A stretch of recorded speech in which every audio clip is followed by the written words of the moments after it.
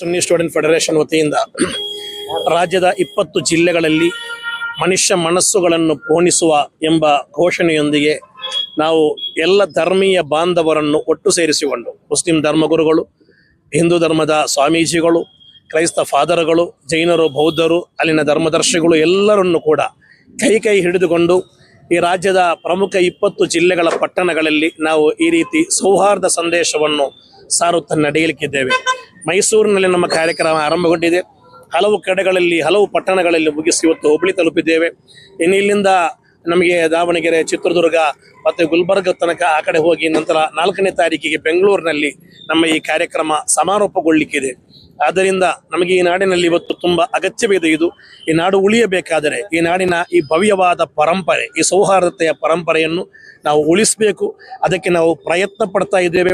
ಎಲ್ಲ ನಾಡಿನ ಧರ್ಮಗುರುಗಳು ಕೂಡ, ಎಲ್ಲ ಧರ್ಮದ ಧರ್ಮಗುರುಗಳು ಕೂಡ ನಮ್ಮ ಜೊತೆ ಕೈ ಜೋಡಿಸ್ತಾ ಇದ್ದಾರೆ. ದೊಡ್ಡ ಸಂತೋಷವಾಗಿದೆ.